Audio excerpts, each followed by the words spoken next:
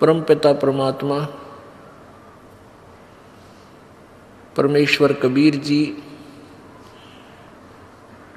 अपनी महिमा और तत्व ज्ञान का प्रचार स्वयं ही करने के लिए आते हैं। उन्होंने गुरु के ऊपर बहुत महत्व दिया है कि गुरु का होना अति आवश्यक है, और गुरु वही होता है जो परमेश्वर का कृपा पात्र होता है, या स्वयं परमेश्वर ही होते हैं और कोई गुरु नहीं होते हैं। बाकी तो नाम के गुरु होते हैं, वो नकली गुरु होते हैं। उसका प्रमाण आपके समक्ष है, रह रहकर आपको प्रत्यक्ष भी कर रहे हैं कि जिनको हम ऋषि मानते थे, वर्तमान में जो सतगुरु कहलाते हैं, जगत गुरु की उपाधि भी वो लगाए हुए हैं, करोड़ों श्रद्धालुओं के भी वो मुखिया बने हुए हैं, वो गुरु नहीं है, उनके पास वो तत्व ज्ञान नहीं है। तो परमात्मा ने गुरु जी के ऊपर बहुत वाणी बोली है और हमें ये समझाने की चेष्टा की है कि आप परमात्मा के रिप्रेजेंटेटिव को, गुरु को, उन्हीं के स्वरूप मानकर ही आप अपना कल्याण करा सकते हो, अन्यथा नहीं। जैसे गुरु मानुष कर जानते ते नर कहिए अंध, ओवे दुखी संसार में आग गए यम के फंद। अब गुरु जी को मानुष करके जानते हैं तो हम उतना ही लाभ प्राप्त कर सकेंगे, क्योंकि परमेश्वर स्वयं आए थे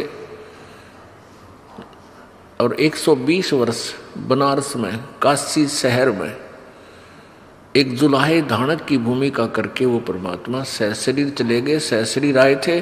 तो उस समय हम उनको परमात्मा नहीं मान पाए, नहीं समझ सके, क्योंकि हमने परमात्मा का सिद्धांत, परमात्मा की जो थ्योरी सुनी थी, परिभाषा सुनी थी, वो ये सुन रखा था कि भगवान निराकार है, और कोई ये कहता है कि साकार में दुल्हा परमात्मा आया है, उसकी कोई नहीं सुनते थे।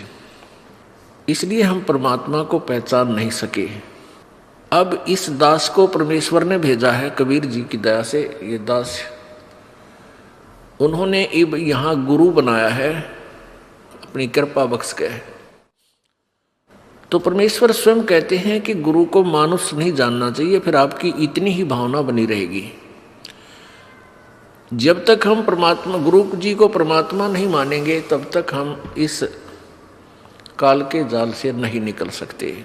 ये हार्ड एंड फास्ट रूल है। उदाहरण है कि जैसे एक गणित में ऋण का एक प्रश्न होता है, उसमें मूलधन ज्ञात करना होता है, उसमें मूलधन ज्ञात करना होता है।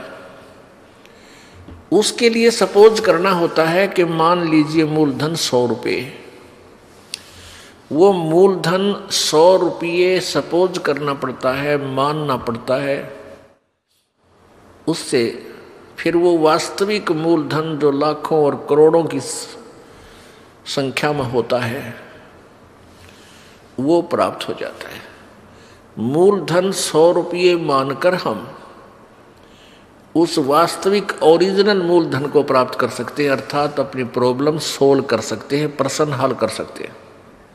इसी प्रकार आप जी ने गुरुदेव को भगवान मानकर चलना होगा, क्योंकि जैसा भी आप यहाँ रिहर्सल कर रहे हो, जैसा भी व्यवहार, जैसी भी सोच आपकी इस दास के प्रति है, वो आपकी सोच आखिरी तक बनी रहेगी। जब आप संसार त्याग कर जाओगे, आगे परमात्मा त्रिकुटी के ऊपर आपको इस दास के रूप में मिलेगा, और वहाँ वो परमात्मा आपकी सद्भावना, आपका शिष्टाचार, आपके अंदर के विचार कि आप कैसी भावना इस दास के प्रति रखते हो, तो वहाँ आपके हृदय की अंतर्यामी परमात्मा वहाँ आपकी परीक्षा होती है। तो इसलिए आप जी ने परमात्मा के आदेश अनुसार गुरु जी को परमात्मा मानना चाहिए। गुरु परमात्मा नहीं है, लेकिन आप जी ने उनको भगवान मानना पड़ेगा यदि ये प्रश्न हल करना है तो, नहीं तो हो ही नहीं सकता, ये नियम है। परमेश्वर कबीर जी कहते हैं, मम संत मुझे ही जान मेरा ही स्वरूपम। मेरे संत को, मेरे प्रतिनिधि को मुझे ही जान, वो मेरा ही स्वरूप समझ लेना। तो पुण्यात्मा, जैसे आपके सामने भगवान आ जावे, परमात्मा आवे, तो आपका कैसा व्यवहार होगा? ठीक है, कोई निर्धन है वो माया मांगेगा, निसंतान संतान ही मांगेगा, जैसे आपकी रिहर्सल चल रही है।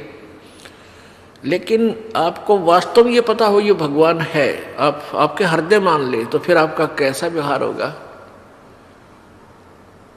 अरे सामने भगवान खड़ा और आप कैसे बोलोगे, कैसे विचार करोगे, कैसे उनके प्रति भावना रखोगे? उनको अंतर्यामी जान के आप मन में सोच भी गलत नहीं ला सकते और लेनी भी नहीं चाहिए। और न ही गुरु जी के सामने यानी प्रभु के सामने झूठ बोलना चाहिए, क्योंकि फिर सारे फाउल पॉइंट है। अब गुरु जी के सामने आप झूठ के बोलोगे, कहते कोई गुट्टी ला गया बीच में, नाम टूट गया, और नहीं बताओगे तो आपका नाम खंड है, लाभ हो को नहीं, कनेक्शन कट चुका है ऑटोमेटिक। तो यह झूठ बोल के भी के आपने फिर फायदा हुआ, लाभ हुआ, हानि हुई, बल्कि लाभ नहीं हुआ। और भी कोई माता धो गया को कोई और किसी भी कारण से नामखंड हो जाता है, तुरंत बताना चाहिए। ठीक है, ये दास क्या करेगा, थोड़ा बहुत धमकावेगा, करड़ा करूंगा, भाई गलती है, खबरदार, जैसे आपने नियम भंग किए हैं, तो आपका नाम फिर शुद्ध कर दिया जाएगा, री उपदेश दिया जाएगा, नहीं तो आपका कामयाबी नहीं मिलेगी आपको। लेकिन बार बार यह हैबिचुअल नहीं होना चाहिए, अगले नाम तो मिल ले जाएगा, इसका कोई समय होता है, इसकी लिमिट होती है, कितनी बार किन परिस्थितियों में आपने से खंड हुआ, फिर वो नाम आप चाहे 20 बार ले लियो, काम करना बंद कर देगा। तो इसलिए हमने बहुत डर के, जैसे माता गर्भ को रख यत्न बना और ठेस लगे तो छन हो तेरी ऐसे भक्ति जा।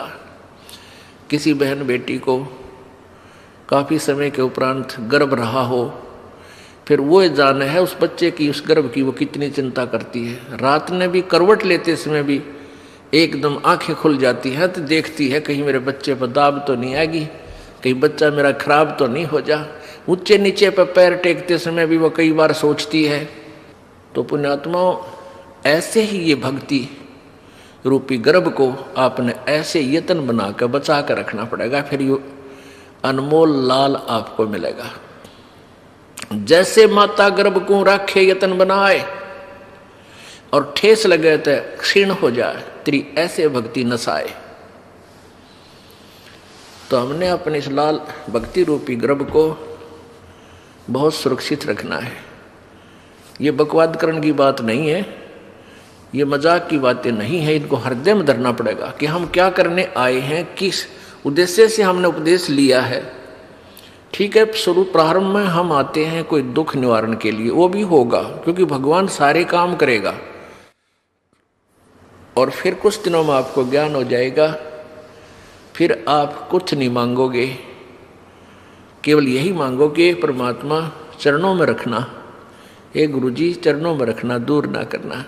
क्योंकि जब हम चरणों में रहेंगे तो फिर परमात्मा कौन सा बालक है, अनजान है, उसने हमारी प्रॉब्लम का पता को नहीं, वो तो अंतर्यामी है, हमारी प्रॉब्लम हमें नहीं पता, उसको पता है।